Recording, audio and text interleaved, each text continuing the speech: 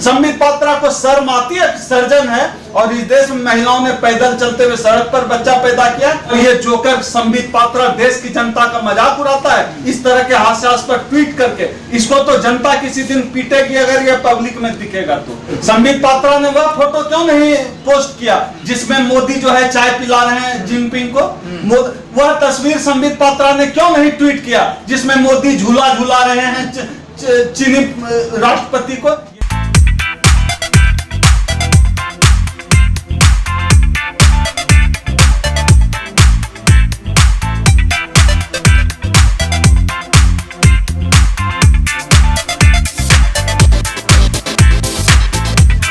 बेरोजगारी दर पिछले 46 साल में सबसे तेज चल रही है। इतना बेरोजगार ये देश कभी नहीं हुआ था।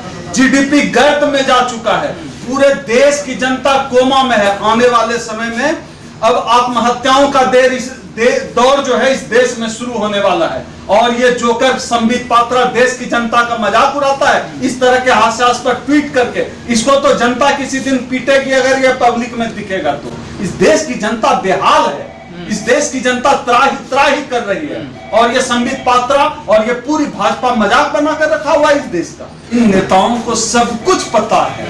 इस जाहिल संबित पात्रा को भी सब कुछ पता है। संबित पात्रा क्या करते होंगे किसी से छुपा नहीं है। इनका जो चरित्र है, ये जो आए दिन आए बाएं बयान देते रहते हैं, कभी दलित विरोधी, कभी आरक्षण विरोधी, कभी पिछड़ा विरोधी, और कुल मिलाकर यह तो जनता के खिलाफ है। इसको सब पता है, लेकिन यह जो मूल मुद्दे से ध्यान भटकाने के लिए यह इस तरह का प्रहसन करता रहता है। यह जाहिल संबित पात्रा, यह मूल मुद्दा जो अभी चीन के बाद भूटान ने पानी रोकने की बात की है, नेपाल ने क्लेम, इन सभी चिंताओं से कि देश के लोग इन चिंताओं से देश की जनता का ध्यान हट जाए, इसलिए मूल मुद्दे से ध्यान भटकाने के लिए भाजपा इस तरह का खेल करती है। और संबित पात्रा इस तरह की कॉमेडी ऐसे ही दौर में करता है। इन लोगों को क्या असर पड़ता है? भाजपा वालों को, संबित पात्रा को क्या असर पड़ता है कि लाखों लोग पैदल चल के मर रहे हैं? संबित पात्रा को शर्म आती है, सर्जन है और इस देश में महिलाओं ने पैदल चलते हुए सड़क पर बच्चा पैदा किया।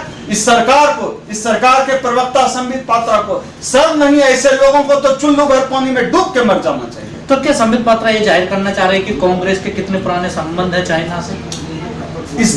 पूरे दुनिया में सभी देश के लोग एक दूसरे से मिलते हैं। संबित पात्रा ने वह फोटो क्यों नहीं पोस्ट किया जिसमें मोदी जो है चाय पिला रहे हैं जिनपिंग को? वह तस्वीर संबित पात्रा ने क्यों नहीं ट्वीट किया जिसमें मोदी झूला झूला रहे हैं चीनी राष्ट्रपति को? ये जल क्या रहा है महाराज? आज तक इस देश में लोग मिलते हैं, शैंपेन पीते हैं, खाना खाते हैं, लेकिन कोई झूला नहीं झुलाता है, कोई चाय नहीं पिलाता है। इस देश की जनता का मजाक तो मोदी जी ने किया है और उसकी याद नहीं आ रही है संबित पात्रा को। करें ट्वीट उस वीडियो को जिसमें झूला पे झूला रहे हैं, जिनपिंग को नारियल पानी पिला रहे हैं, चाय पिला रहे हैं, वो क्यों नहीं वो फोटो वीडियो ट्वीट करें ना। ये जो सरकारी लोग हैं इस तरह से सरकार के प्रतिनिधि एक दूसरे में मिलते हैं, ये तो खुद जाहिल है संबित पात्रा और देश की जनता को भी जाहिल बनाने की कोशिश कर रहा है।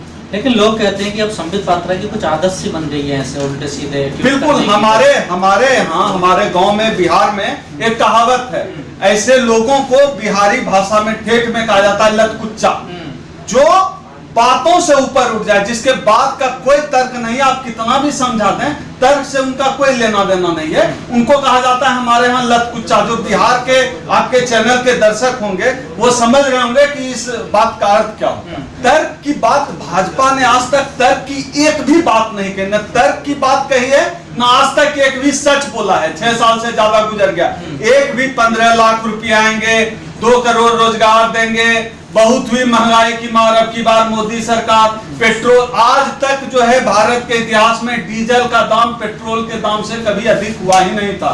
ये मोदी जी के कृपा से ये भी हो गया।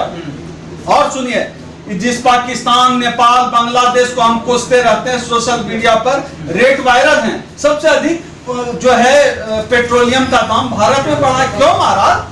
आप जो है पाकिस्तान से कैसे पिछड़ जा रहे हैं? बांग्लादेश और नेपाल से महंगा बेच रहे हैं डीजल पेट्रोल, ऐसा कैसे हो रहा है? सही है रेट अभी। हाँ, जो भक्त तो लोग कहते ही हैं कि सही है, भक्तों की तो महिमा अपरंपार है। जिनके दिमाग में अवयव की जगह, जो हम लोगों के दिमाग में अवयव होता है जिससे दिमाग संचालित होता है, उसके जगह पे अगर किसी के दिमाग में गोबर भरा हुआ हो तो फिर वो तो इस तरह की बात को स्वीकार करेंगे। वो तो जो कह देते हैं मोदी बाप है, जो कहते हैं कि भाजपा संघ आरएसएस यही मतलब देश है, वो तो कहेंगे कि महंगाई बढ़ी तो क्या अंतर पड़ता है।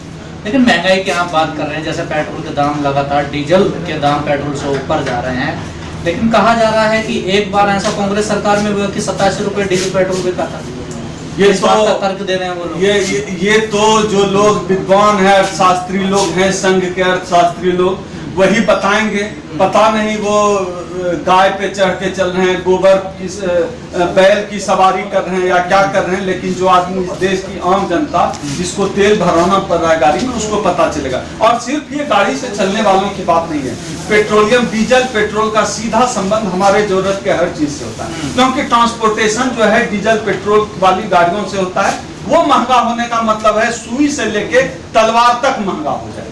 जिस मोबाइल से वो चाइनीज का विरोध करने कर रहे हैं वो खुद चाइनीज है, और जिस टी शर्ट में चाइनीज का विरोध कर रहे हैं वो टी शर्ट खरीद रहे हैं, वो टी शर्ट तक चाइनीज है। इस लॉकडाउन के दौरान सरकारों ने क्या किया, सीए एनआरसी प्रोटेस्ट से जुड़े जितने लोग थे, काफी लोगों को जो है गिरफ्तार कर दिया। ये क्या चल रहा है महाराज? क्या इस देश में लोकतंत्र में अभिव्यक्ति की आजादी खत्म हो गई है? लोग बोल नहीं पाए, और सरकार की नीतियों के सब पर सवाल उठाने पर ये कहते हैं कि ये देशद्रोही है, ये देश के खिलाफ बोलना। सरकार के खिलाफ बोलना, देश के खिलाफ बोलना कैसे हो गया? कोई बता दे। पूरी दुनिया में ऐसा नहीं हुआ है कि लोग आवाज नहीं उठाए। जनता ने, चाहे इस देश ने इंदिरा जी को भी देखा है, मनमोहन जी को भी देखा है, सबके नीतियों की खिलाफत होती है। लेकिन ये जिस तरह से व्यक्तिवादी होकर सरकार और देश चला रहे हैं, ऐसे तो नहीं चलता है।